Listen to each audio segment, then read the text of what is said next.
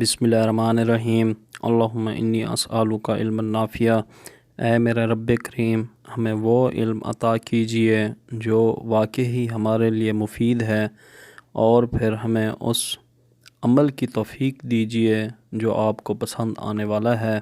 ہمیں اتنا علم اور عمل حاصل کرنے کے بعد ہمیں اترانے والا نہ بنائیے، ہمیں خود سے ڈرنے والا بنائیے۔ آمین ثم آمین۔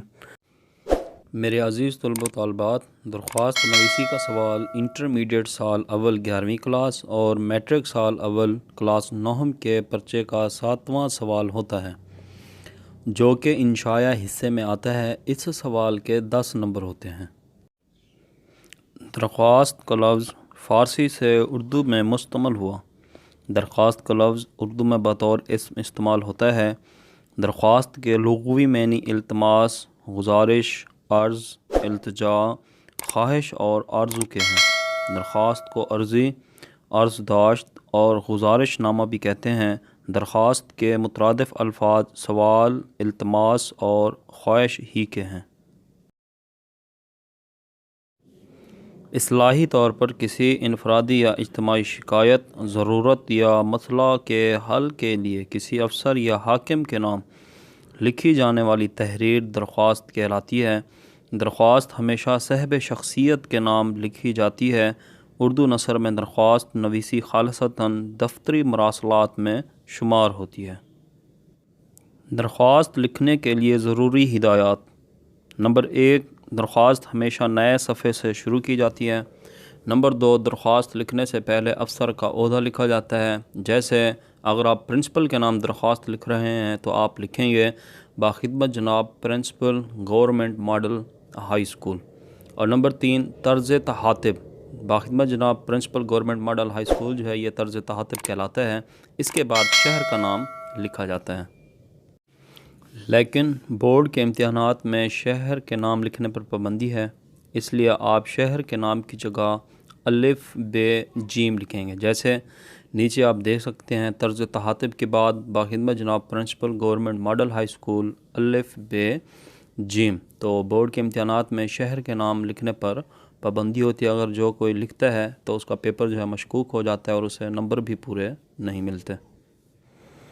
نمبر 4، طرز تحاتب کے بعد عنوان لکھا جاتا ہے۔ عنوان مختصر مگر پر اثر ہونا چاہیے۔ میرے عزیز طلبہ و طالبات، ایک بات یہاں پر آپ اپنے ذہن میں رکھیں کہ عنوان جب ہم لکھتے ہیں تو افسر بالا یا پرنسپل جو ہیں اس عنوان سے ہماری درخواست کا اندازہ جو ہے لگا لیتے ہیں کہ درخواست کس بارے میں لکھی گئی ہے۔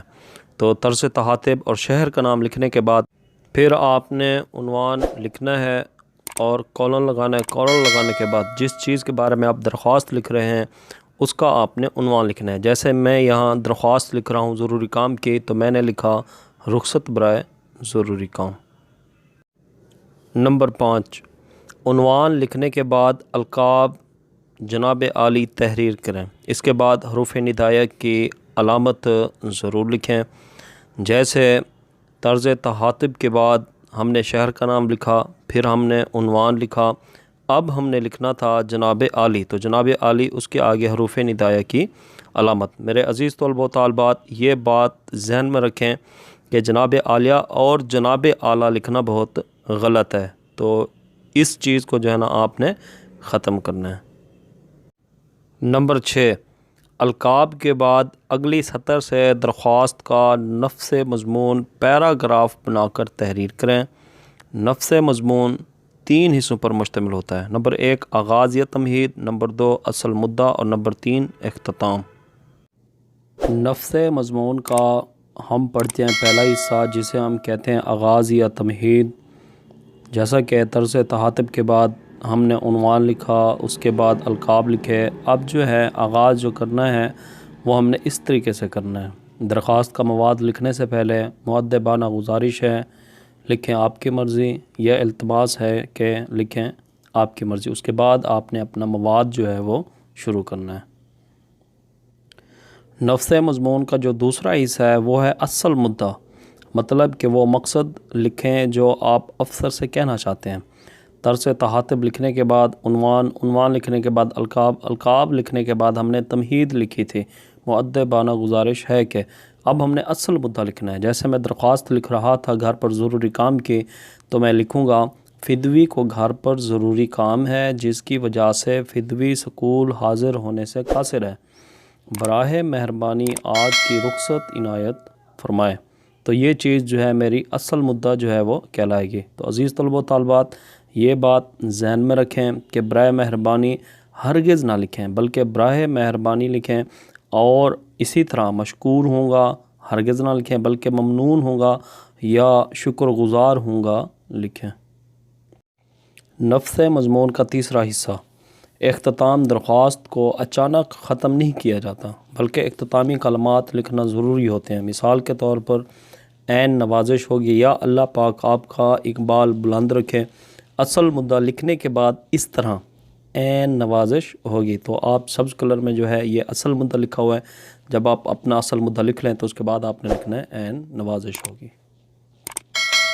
نمبر 7، درخواست کے اختتام پر صفحے کے بائیں طرف العارض، عرض گزار، عرضے وغیرہ لکھیں۔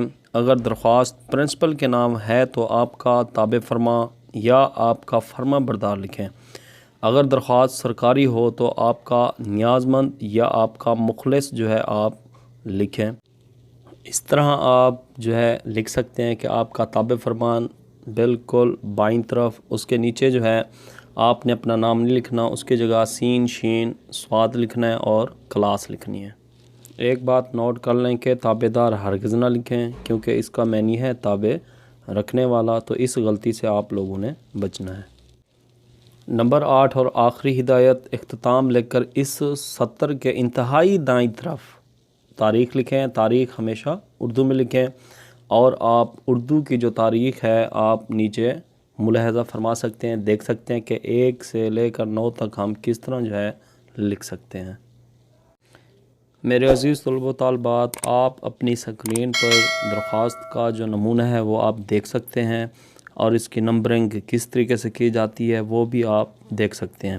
طرز تحاتب لکھنے کا 1 نمبر ملتا ہے، عنوان لکھنے کا بھی 1 نمبر، اور القاب لکھنے کا بھی 1 نمبر، اور مقصد مدعا لکھنے کے جو ہیں وہ 5 نمبر ہوتے ہیں جسے ہم درمیانی مواد کہتے ہیں۔ اس کے بعد اختتام کا بھی 1 نمبر ہوتا ہے، اور تاریخ لکھنے کا بھی 1 نمبر ہوتا ہے۔ اس طرح پوری درخواست لکھنے کے 10 نمبر ملتے ہیں۔